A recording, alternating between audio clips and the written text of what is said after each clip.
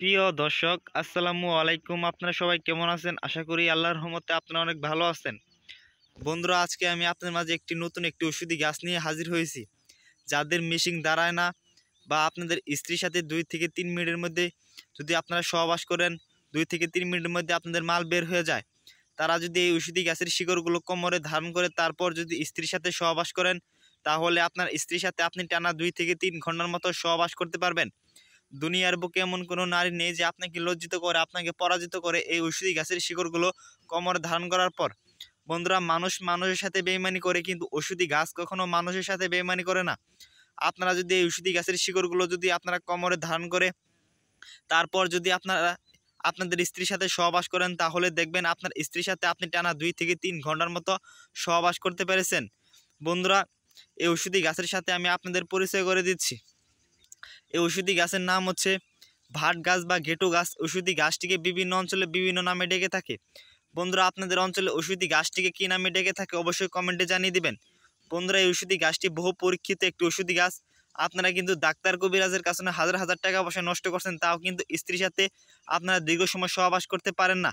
বন্ধুরা, আপনারা ডাক্তার কবিরাজের কাছে যে সমস্ত ট্যাবলেট খেয়ে আপনাদের স্ত্রীর সাথে সহবাস করেন, এক সময় দেখবেন ওই ট্যাবলেট আর কোনো কাজ করছে না, তখন কিন্তু আপনার স্ত্রীর সাথে আপনি সহবাস করতে পারবেন না। বন্ধুরা, আপনার স্ত্রীর সাথে যদি 2 থেকে 3 ঘন্টার মতো সহবাস করতে চান, তাহলেই কিন্তু আপনাদের এই ঔষধি গাছের শিকড়গুলো আপনাদের অবশ্যই আপনাদের কোমরে ধারণ করতে হবে। যদি আপনার স্ত্রীকে আপনি পর্যাপ্ত পরিমাণ সুখ না দিতে পারেন, তাহলে কিন্তু আপনার স্ত্রী আপনার কাছে থাকবে না, অন্যজনের সাথে প্রক্রিয়া করার জন্য চলে যাবে। বন্ধুরা, এই ঔষধি গাছের শিকড়গুলো আপনারা কীভাবে কোমরে ধারণ করবেন তা আমি আপনাদের বিস্তারিত নিয়মটি বলে দিচ্ছি। যদি আমাদের চ্যানেলে নতুন দর্শক হয়ে থাকেন, অবশ্যই কিন্তু আমাদের চ্যানেলটি সাবস্ক্রাইব করে দিয়ে আমাদের সাথে থাকবেন।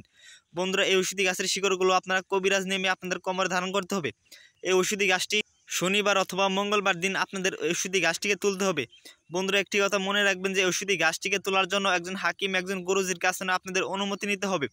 যদি আপনার কোনো পরিচিত ওস্তাদ বা হাকিম যদি না থাকে, অবশ্যই কিন্তু আমাদের কাছে এই ঔষধি গাছটিকে তোলার জন্য অনুমতি চাইতে পারেন। আমরা আপনাদের অবশ্যই অনুমতি দিব। যারা আমাদের চ্যানেলটি সাবস্ক্রাইব করে দিয়ে আমাদের সাথে থাকবেন, তারা শুধু এই ঔষধি গাছটিকে তোলার জন্য আমাদের কাছ থেকে অনুমতি পেয়ে গেলেন। তারপর আপনারা এই ঔষধি গাছটিকে শনিবার অথবা মঙ্গলবার দিন তুলতে হবে। বন্ধুরা, ঔষধি গাছটিকে আপনাদের শনিবার অথবা মঙ্গলবার দিন সন্ধ্যার সময় আপনারা তুলে নেবেন। এই ঔষধি গাছটিকে তোলার সময় যেন আপনাকে কেউ না দেখে। যদি আপনাকে কেউ দেখে ফেলে, তাহলে কিন্তু আপনি কার্যকারিতা নাও পেতে পারেন। এই ভাট গাছটি আপনারা শনিবার অথবা মঙ্গলবার দিন সন্ধ্যার সময় তুলে তারপর বাড়িতে নিয়ে যাবেন। তারপর ঔষধি গাছের শিকড়গুলো পরিষ্কার পানি দিয়ে ধুয়ে নেবেন। তারপর আপনারা বাজার থেকে একটি তাবিজ কিনে আনবেন, যে কোনো একটি তাবিজ কিনে আনবেন। তাবিজ কিনে আনার পর এই ঔষধি গাছের শিকড়গুলো ওই তাবিজের মধ্যে সামান্য একটু শিকড় ভরে তারপর আপনারা ওই তাবিজের মুখটি মোমবাতির আঠা দিয়ে লাগিয়ে একটি লাল সুতো দিয়ে আপনাদের কোমরে ধারণ করতে হবে। যখন আপনার স্ত্রীর সাথে আপনি সহবাস করতে যাবেন, তখন আপনি ওই তাবিজটি আপনাদের কোমরে ধারণ করতে হবে। যদি সহবাসের 1 ঘন্টা আগে যদি আপনি ওই তাবিজটি কোমরে ধারণ করেন একটি লাল সুতো দিয়ে, তাহলে দেখবেন 1 ঘন্টা পর দেখবেন আপনার মিশিং পাগলা ঘোড়ার মতো লাফাচ্ছে, পাগলা ঘোড়ার মতো টনটন করছে। তখন কিন্তু আপনার স্ত্রীর সাথে আপনি সহবাস করবেন, দেখবেন আপনার স্ত্রীর সাথে আপনি টানা 2 থেকে 3 ঘন্টার মতো সহবাস করতে পেরেছেন। দুনিয়ার বুকে এমন কোনো নারী নেই যে আপনাকে লজ্জিত করে, আপনাকে পরাজিত করে এই ঔষধি গাছের শিকড়গুলো কোমরে ধারণ করার পর।